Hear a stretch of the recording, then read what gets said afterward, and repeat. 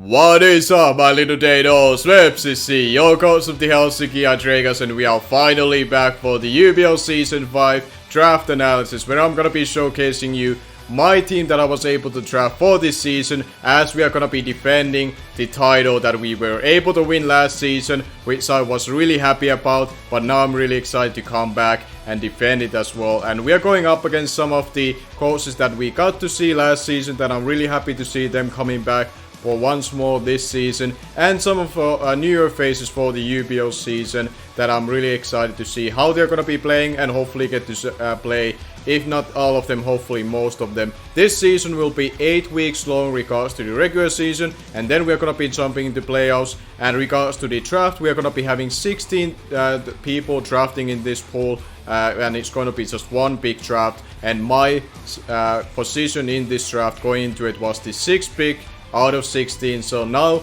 let's go and see what I was able to select in round 1.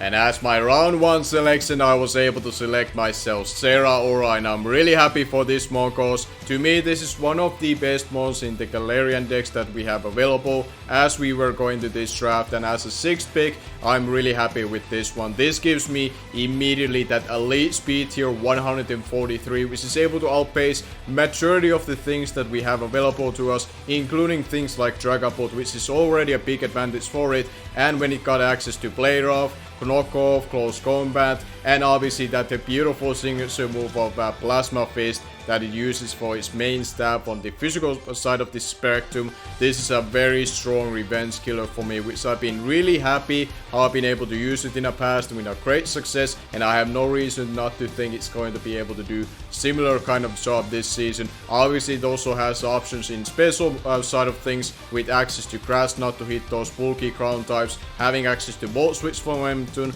and still Thunderbolt as a pretty good electric stab on the special side. So there are a lot of different things you can do with it. It can set up with Bulk Up, it can set up with Calm Mind, and just overall I think this is gonna be very easy mon for me to build around with, and it makes my draft a lot easier going ahead, since I don't have to worry about already getting an elite speed tier mon when I already got Sarah Aura. So that is my round 1 pick, and now let's go and see what I was able to pick in round 2. And as my round 2 pick, I was able to select myself Slowbro, one of the mons that we got back thanks to the Island of Armor DLC expansive pack. And I'm really excited for Slowbro, cause this mon has been buffed in a big ways, because now Teleport is a minus priority move as a momentum move that you can utilize for in the matchup, where you can send this mon in, take on some of the bigger physical attacking threats that have still available to us in Galarian decks, and some of the other teams did pick, and I can utilize those as a way to gain momentum for myself. Let Slowbro take any one hit, and then getting my big hitters in that I will be able to select later on in this draft. And to me, this is a very good bulky water type, if not the best bulky water type right now in this Galarian decks. And I love the fact that this also grants me a very good ground type check for the Sarah Aura, which is only weakness that it has, thanks to it being pure electric type. So I already love how it's gonna be able to support my first pick, but also how it's gonna be able to support the rest of the team that I'm going to be picking. And now let's go and see what I was able to select in round 3.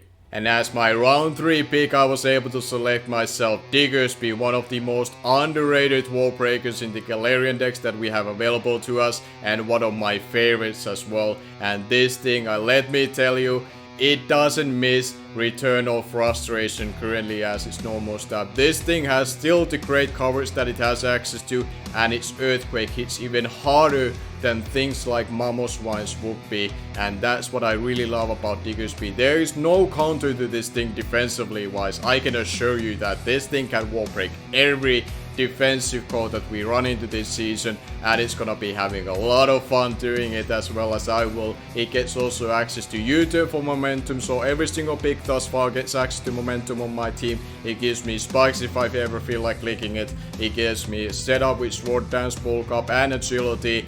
And what I love about Diggersby and Slowbro together especially is that slow teleport from Slowbro can be really nice for my Diggersby to get those free switchings that it loves to get, and then just wall break the shit out of everything from my opposing side, and I'm really excited for that. And now let's go and see what I was able to select in round 4.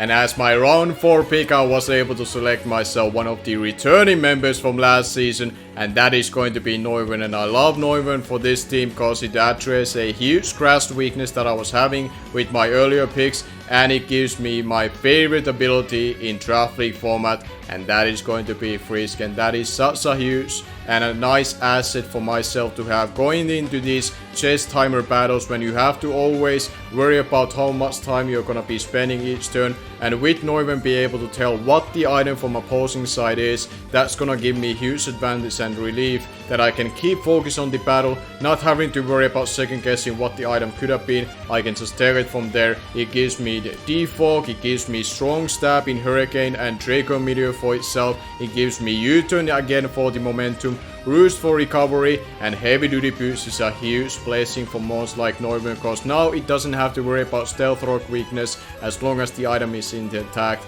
and therefore it's a phenomenal remover for this team because it won't then worry about any kind of hazard that it would have to potentially take in that regard. So very happy with this one, and now let's go and see what I was able to select in round 5. And as my round 5 pick, I was able to select myself Rose Red, one of my all-time favorite grass types to use in Draft League format. And this generation is actually no different from that, even with the nerf of hidden powers being gone for its technician sets, but it still is very valuable asset, especially for my team, because it can help Zeraora to deal with bulky grass types, it can help Slowbro to not having to use that thing to switch into bulky water types, thanks to it to be part poison type, and also having access to nature skill to be able to avoid any kind of status conditions. It can be a nice killer for bulky ground types or water types that Diggersby would like to have as its support, and it can support my Neuven to kill those bulky fairy types as well. So it helps every single member on my team thus far,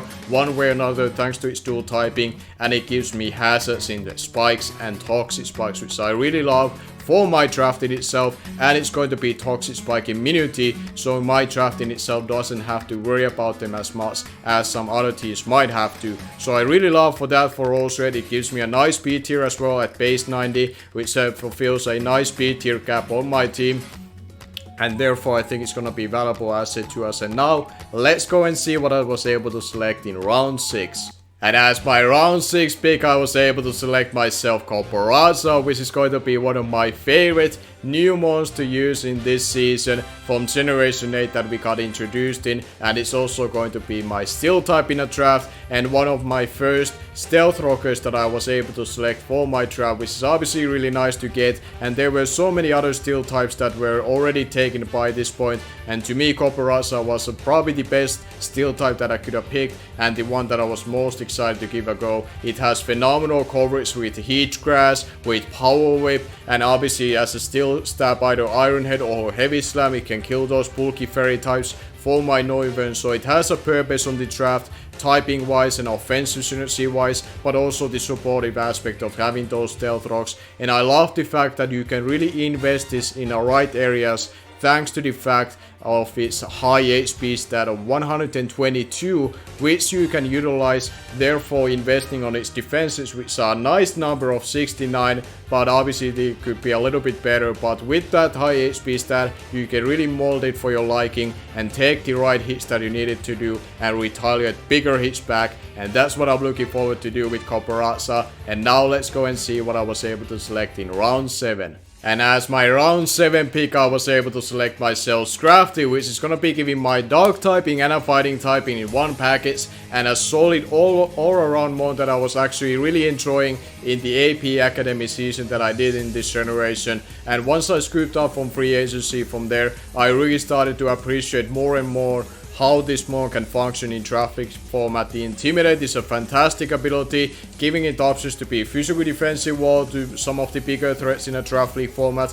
You can make it specially defensive if you would like to. You can run Jet Skiing as well, just to be able to get rid of any status on it a lot quicker as well. And you can also set up with it with Dragon Dance or Bulk Up, and also having access to Moxie. So Scrafty, to me, while it's not the strongest fighting types out there what you could select yourself, it's one of the most versatile ones that you can use in a different kind of ways, and that's what I really was looking forward to add on this team. Some defensive backbone and also kind of more options what I can utilize it with. And I think for this team in itself, Diggersby can be the wall breaker and Scrafty can be more so a team member on this team and be used in different ways that I need it for. And that's what I'm looking forward to using it this season. Now, let's go and see what I was able to select in round 8. And as my round 8 pick, I was able to select myself REINING, which is gonna be one of the newer mods in Generation 8 that I haven't got to yet to use. And I really love its dual typing of Ground and Ghost, because it gives me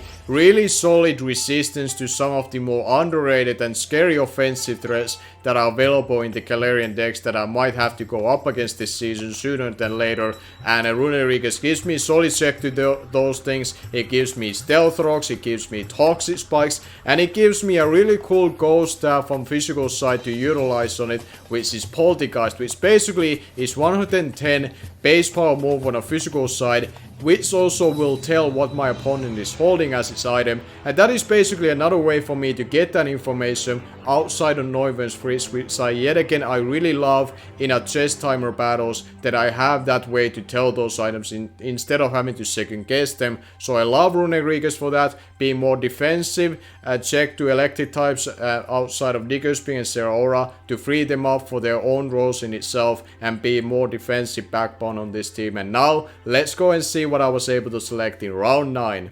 And as my round 9 pick, I was able to select myself Sentich, one of my favorite Generation 8 mons to use in Draft League format, and this just happened to suit my playstyle very well, because it's one of those bulkier mons that you can utilize in a supportive role that aren't passive necessary either, and they have really solid moves to go for in Fire Lash, in Leech Life, in Knockoff, even Power Whip to hit those bulky water types, and therefore making them also having a hard time switching on this thing. And I love the Flash Fire ability thanks to its dual typing, able to take on some key fairy types and fire types on in itself naturally, and taking that pressure off from some of my other members on the team, and nicely kind of feeding resistance wise to my other members of my team as well. So I'm really looking forward to use Sentich as well. It's one of the two members that are coming back from last season championship team, and Sentich was big part of that as well in a supportive role, and that's what I'm expecting out of it this season as well. And let's go and see what I was able to select in round 10. And as my round 10 pick, I was able to select myself Rotom Frost, and this is the last Rotom form that I haven't yet used in Draft League format, so especially of that I'm being really excited to give this one a go. And I think it has a pretty nice purpose on the team, giving me a second crown immunity on the team, also a second remover access to defog, and obviously with heavy duty boots is a very nice asset to use on Rotom, so it doesn't have to take those Stealth Rock damage, and gives me Volt Switch for momentum, Blizzard along with Electric Stab, obviously Ice and Electric as a whole, is a very hard combination to switching on, and I love Rotom Frost for that, because it's essentially a free Volt Switch versus majority of the teams, because you don't want switching your Grass types or your Ground types or your Dragon types or whatever would be trying to resist your Electric Stab from there, because they won't want to take that Blizzard damage as long as I'm landing it. Knock on wood, because we are gonna be landing those throughout the season when we are gonna be using it, of course. So that is going to be Rotom Frost. Really excited to give it a go, and I think it's gonna be very nice value pick for us. And now let's go and see what I was able to pick in round 11. And as my final round pick in the UBL Season 5 will be Togetic, which will be my fairy type going into this season. And I will be completely honest, this is a mod that I've been really skeptical using myself in the past, because they've been using other budget fairy types that I prefer. But thanks to being in a Galarian decks and what other people have already picked, Togetic was the best one for me to craft from. And the things that I've been hearing from it, from people that I respect, like Shaco King and a good friend of mine, Martin, they believe Togetic can be a very solid value pick in a Draft League format if you have to pick a lower tier fairy, and that's what I'm hoping to see from this mon and be proven wrong by it. And if it can prove me wrong, that's all better for me being part of this team. It's gonna be providing me cleric options, it gives me options to bottom pass for momentum. Thanks to Eviolite, it can take hits so well from opposing dragon types, for example. It gets access to flamethrower to hit opposing steel types,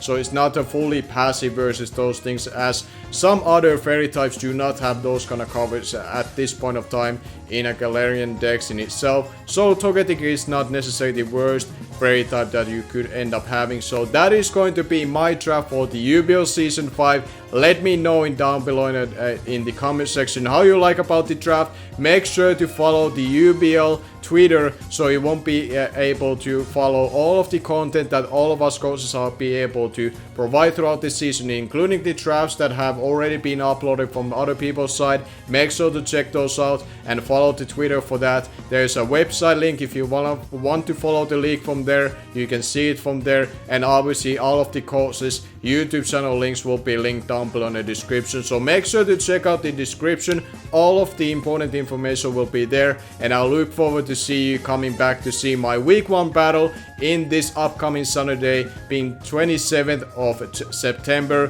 That is going to be our season opener, and I'm really excited for that, and hopefully you are as well. Thank you for watching, and I'm gonna be see you guys later.